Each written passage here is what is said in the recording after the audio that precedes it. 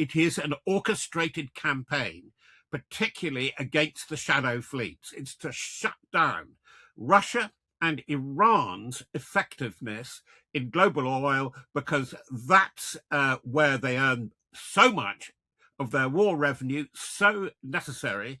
And of course, sorry to spin the wheel even further, who are the biggest market for both shadow fleet oil from Russia and shadow fleet oil from Iran? But China. This is a global energy market crisis. And the media is very much in the mix. And it's the medium long term a game of Ukraine. And it looks like, again, the appalling military cliche and metaphor, it looks like a genuine Achilles heel for Russia. Hello and welcome to Frontline for Times Radio. I'm Louis Sykes. Now, just before we start, you may have noticed some changes to this channel recently. Well, you can still get all of your regular updates from the Trump Report and Frontline here, so please do continue watching us here. And of course, you can sign up for a membership for more exclusive content from those programs and others. But if you want to continue watching other Times Radio output content, you can see that over on the Times YouTube channel. So please head over there, subscribe for all of the most up-to-date and crucial news updates and analysis. But for now, back to Frontline. Well, today we are joined by defence editor at The Standard and contributor to the iPaper and The Observer, Robert Fox. Robert, thanks for joining us again. Thank you. And The Independent. Fantastic. The UK has announced that it's building the Nightfall missile for Ukraine. What is it and what can it do? What they're looking for is both air defense and a strike weapon, or a suite of strike weapons, which are cheaper than what we've got already. Storm Shadow and its French cousin are really quite expensive for what they deliver. And the MOD has been commissioning. There's one medium-range cruise missile, which I was told was called Backstop, but I think it's been given another name. And we've now got the new one of Nightfall, obviously echoes of Skyfall, which is another medium long range cruise missile. It's for depth attack and air defenses. I think the big question is that I think the seed money is going in, and it's quite striking how quickly the programs are for testing. The shorter range weapon, which it will be a cheap cruise, they want it up and running by April, and they'll be testing around now. A lot of the sea sensors, the kind of equipment that General Gwyn Jenkins is putting into Atlantic Bastion, it's really quite striking again how quickly they've got through the procurement cycle, and they are now in the water. They're now operational. And that's why we have to really ask what is going on at the MOD, that they're commissioning all this stuff, which is good basic technology and some of it quite cutting edge, to mix the metaphors and epithets, which they're learning, of course, from Ukraine, and they cannot provide it for UK home defences and air defences, or integrated anti-missile, anti-air, anti-drone air defences. And furthermore, absolutely, the stone-faced men and women of the Treasury refuse to fund it. Indeed. Well, I want to come on to the UK's take on all of this in a little bit, especially John Healey's recent visit to Ukraine. But meanwhile, just recently out of Ukraine itself, they're of course continuing their own strike campaign on Russia, which presumably these missiles will be incorporated into eventually. But they've hit more Russian oil platforms in the Black Sea over the last day or two. Why hit these platforms, do you think, at the moment? And what place do these strikes have in the wider campaign on Russian energy infrastructure? How's that campaign progressing? I think very, very important. But you could do a certain amount of spot operational analysis and say that this, that, and the other, and the big oil port on the east of the Black Sea has more or less been written down, a lot of it, so much so that Kazakhstan has suspended a lot of its operations, shipping from the Caspian to the Black Sea port.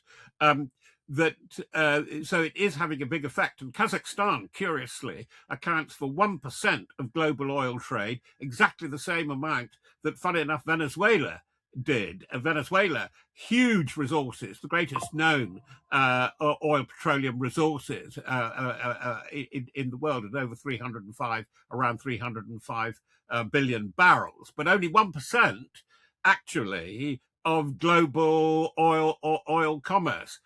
So how does it all fit together? Yes, it does fit together with Venezuela, Iran.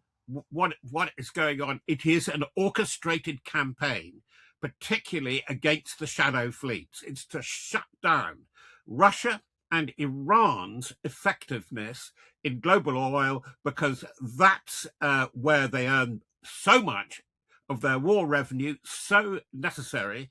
And of course, sorry, to spin the wheel even further, who are the biggest market for both shadow fleet oil from Russia and shadow fleet oil from Iran?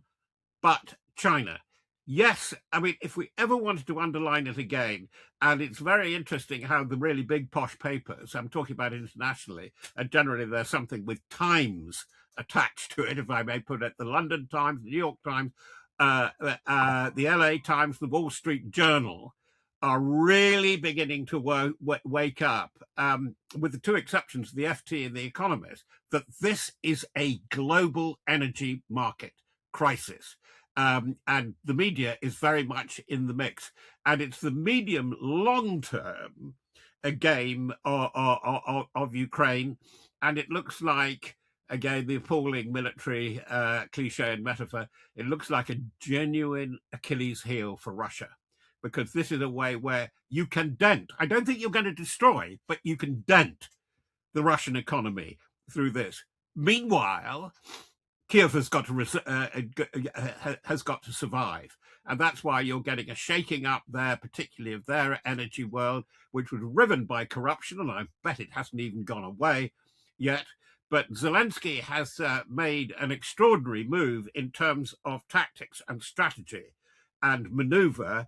And I'm talking about on the psychological stage, which is the international thing, by moving Budanov in, the head of intelligence and of psyops, a really original thinker, in as his chief of staff. They Popular with the Americans as well, we well, I understand. mean, he's popular with anybody, because I don't know him, but I've read him and I hear him.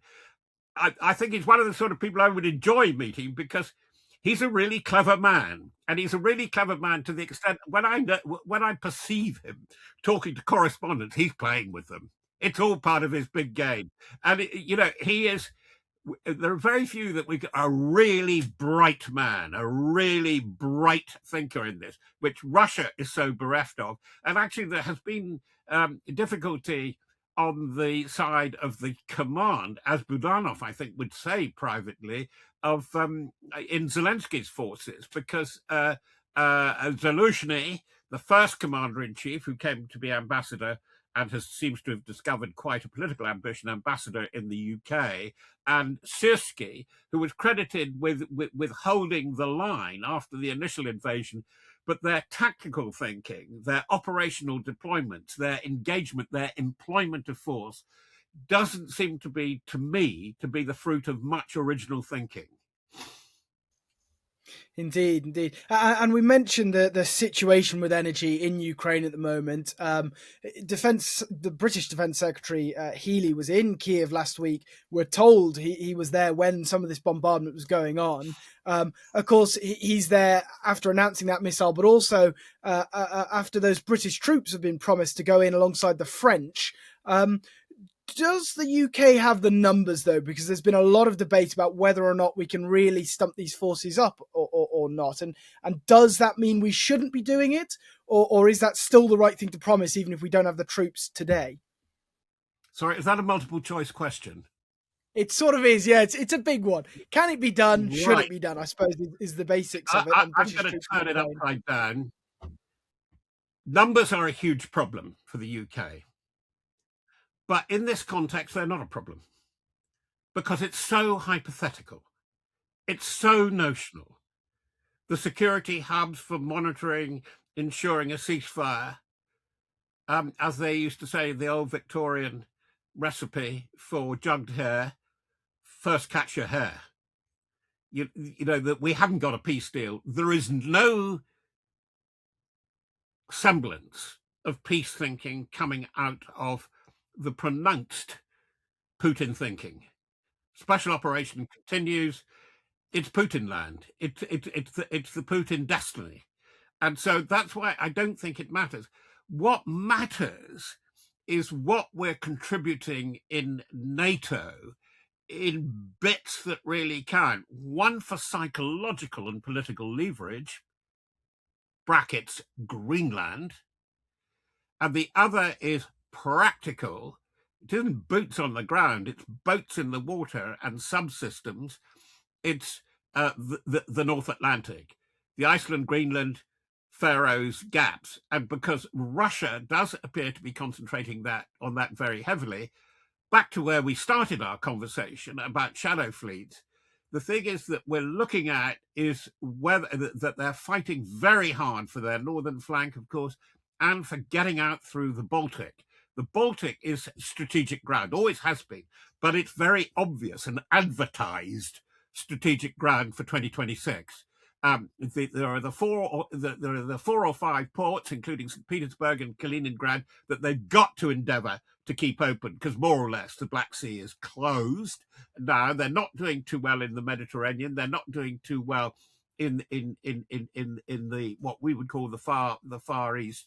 They're concentrating very much on the north, and submarine operations and surveillance and non-obvious operations. It's not just the Yantar. The Yantar, the surveillance, the survey and possibly sabotage ship, mothership, is the obvious one. The other one is the submarines and the giant submarine and her sister ship, the Belgorod, as to what they're going to do. Watch out.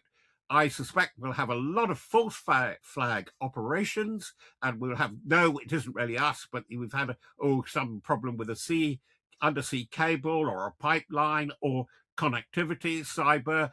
Think Jaguar Land Rover, we're probably going to have a lot more of that. Again, utterly deniable, but we're in it, and it looks as if it'll go on, unless, of course, and this is the horror story, that you have a cluster global crisis. You have a major crisis, which looks like on the cards, from Iran, and a possible collapse of whole parts of Ukraine.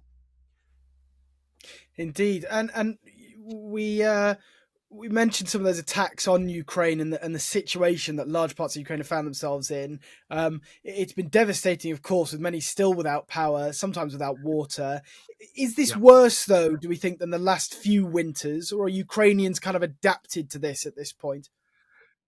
They're adapted and exhausted, and it's the thing in warfare. It's very difficult to say when you get to a point of exhaustion, and of course that must be said by about the frontline forces of both sides. I really don't know. We hear that Russia has mass, that they're upping their recruiting and conscription programs, possibly against the constitutional legal provisions, putting reservists into the front line. How long can it go on? Actually, look what happened, when you had millions of casualties in the Great Patriotic War against Nazi Germany, 41 to 45. It isn't the same. It isn't the same Russia. It isn't the same Russian Empire. It isn't the same. Almost nothing helps you understand that when you've got an aging population. Yes, we all have that, including Ukraine. But you've also in Russia got a spectacularly ailing population too. They're not very fit.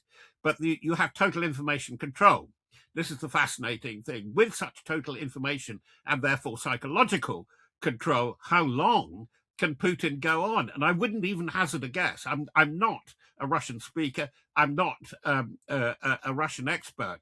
And what is so worrying is actually the material that is coming out from Russia. It's so difficult to read, to understand what is going on, because they have shut down media, and what looks like their public broadcasting, their public news agency material that they pump out, it looks laughable to us, to any critical eye or ear in the West, but it is really working. The Russian people seem to be in it, and it seems to be an extraordinary thing to say, because the war, which they're not allowed to call it, is about to have lasted longer than the Great Patriotic War. The Great Patriotic War, of course, was June 41 to April-May 45. So we're now looking at February 22 to February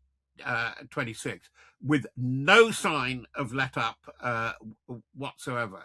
The worrying thing about that, too, is that China, Xi, seems prepared to underwrite the continuing aggressive operation and aggressive posture of Vladimir Putin, because it disrupts the West.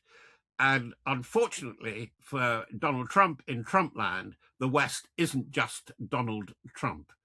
Donald Trump is part of it, but Europe is, and you can see all kinds of things that are going on. China is so much of the Venezuela, South American story, and of course in Africa. We are in a period of great global tension, and this is where war, peace, truthiness, all these current cliches, confrontation, escalation, de-escalation, hardly seem to cover the waterfront when you've got so many wars, proxy and otherwise, going on, in which actually the principal players don't have much control. Think Sudan. An awful lot of killing there, awful lot of international interest, very little international control. I think we're going to see more of it, sadly. Indeed. And looking to and part of these strikes we've seen on Ukraine, as we were just talking about there, there was this IRBM, intermediate range ballistic missile, which hit Lviv just before the weekend. It's a pretty clear message in that from Putin, as you said before, that they're not really thinking about peace right now. What is the message in that, though? I mean, is this just, as Russia said, this retaliation for strikes they claim happened and Ukraine claimed didn't, which we don't actually see any evidence that they did happen? Putin's upset about other things going on in the world. What should we read into this? You tell me. You've said it was very clear. In a way, you're quite right. In a way, it's very clear, but in a typically Russian way, completely obscure. Because the Oreshnik has been fired before. This is the Oreshnik medium to up to intercontinental, if we believe, look up your Wikipedia, and actually Wikipedia is terribly good on these things. Very much, which was part of the message, I guess, nuclear capable. Forward base, but only two of them, allegedly, and reported from Minsk in Belarus. But they've been fired twice, and the one that was fired on Lviv did cause damage, and has multi-warheads, by the way, but they were almost dumb warheads. They were very limited conventional warheads. So what is he saying? I think there's a certain amount of ambiguity here. There's clear ambiguity, if I could put it like that, in that, to use your clarity thing, I don't think Putin is really ready for an all-out continental war. It's a warning. It's a warning that I'm not ready for peace yet. He's hoping, I think, for Trump and Witkoff to come to the rescue. I don't think, by the way, in his term and in his terms of thinking of geopolitics, including the Arctic, which is very much the position of Russia, but Russia as a Eurasian power, he's thinking of peace anytime soon. But nor can he prosecute an old-fashioned industrial era or immediately post-industrial era, a lot of heavy metal warfare, offensive on Europe. That's why I'm skeptical of people saying, that it could be any one of Finland, Poland, or the three Baltic countries next. Well, it won't be in any obvious way. It'll be a variation on what we saw in Crimea, but we are in it. And what is worrying is the varying, despite the encouragement of Trump, the varying commitments of the European NATO powers. Britain is half in, half out. Um, the leadership, Merz and Macron, realize it's on them. But then you get the half out or three quarters out, like Spain, who says it won't up the military budget because it has other things to concentrate on. And Sanchez has been very successful at that. And Italy, because Italy is contributing to supporting Ukraine. But Italy, they're better at it than Jonathan Powell, who is the past artist of this. Italy is looking for an off-ramp with Russia because it is still hurting from not having that cheap Russian gas. By the way, I think Giorgia Meloni, realizes they're never going to get it back again. But Italian diplomat after diplomat that I talk to, we want better relations with Russia. And that is a priority, I think, for quite an important medium European power with a long history of good relations with Russia. It's a big priority in a way that the North doesn't understand. So what am I saying is I think Europe, both in the EU, and you don't need just Orban in Hungary to be the banner, the flag carrier of all this, both in the EU and NATO, is not nearly as united as we might like to think that it is. Yes, indeed. And looking at the state of the rest of the world in relation to this conflict, how's Russia, do you think, going to feel about the US's newfound sort of foreign adventurism? Russian ally Maduro arrested, Russian ships seized, but at the same time, as you mentioned, this renewed threat from Trump to attack a NATO ally and take Greenland. Is this the kind of chaos that's going to be a problem for the Kremlin, or the kind of chaos that Putin thrives in, actually? Russia's had big setbacks as of the past 10 days. The Maduro thing, which has been maturing for some time. By the way, it was considered in Trump 1, and the plan, which was very effective, the operation to lift Maduro, took about 150 hours. 150 minutes, 150 minutes, correction. I've seen a full OA of that, and it was absolutely brilliantly executed. It was devised by a lot of very sharp command brains, subsequently sacked by Trump and Hegseth. But this is really a shutdown for Russia, one of Russia's major toeholds in Latin America. And it is a huge, huge setback because it had an interest in the oil industry. It's where you operated support for Cuba, which is now Cuba is completely bereft. And it is a colossal setback. Very interesting. There's been a lot of discussion from the likes of Dr. Fiona Hill, who was right in at the center of things, remember, in first Trump.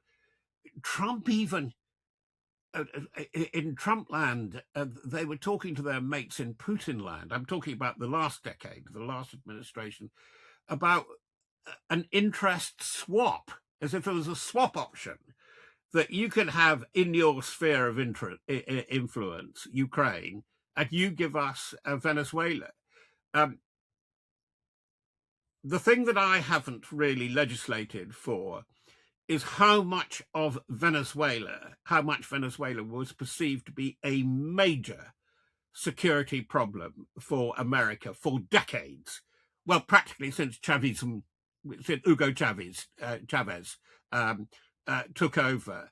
And they consulted with their allies very closely about this. They consulted with the Brits about this, about the planning of what they were going to do about it. So we have Russia with two big setbacks because they've lost Iran temporarily as well. Because in this chaos, the supply line of your Shahed drones, but it's conventional ammunition, which is where missiles, shells, and so on. It's also where North Korea was so valuable, and that's been cut off. It's not terminal, but it is very important. They've lost yet again another area of influence, and that's why you will see them building up, as we have seen through the successors to Wagner, the so-called Africa Corps. They're going to build up in Africa. They're going to build up across the Red Sea. They will be I think, very much involved with Khalifa Haftar in Benghazi, and move into sub-Saharan Africa. Of course, the great game for rare earth elements and strategic minerals. But of course, the Chinese are there before them. But so it is very interesting. Russia is under strain, but it's not under any threat of collapse at the moment, and that's what the planners and thinkers, in not only for the States but above all in Western Europe, have got to think about.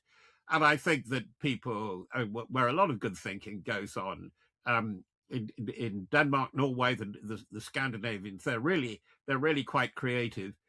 Sadly, and I think in Défense and in the Elysee, there's a lot of good thinking going on, as there is in the Chancellery in Berlin. I don't see much of it in London. London, the professionals are being very professional. They're looking at the granular detail. What can we really afford? Gosh, the PM's volunteered another 100 or 1,000 troops. Where are we going to find them? A lot of detailed work on that, but I see, well, it's certainly not coming through their best pals in the media and the lobby. I don't see much sign of creative thinking going on. Indeed. Well, we'll keep watching these developments, and I'm sure I'll be back on with you again soon about them, Robert. But Robert Fox, defence editor for The Standard, thank you very much for joining me today on Frontline. Thank you.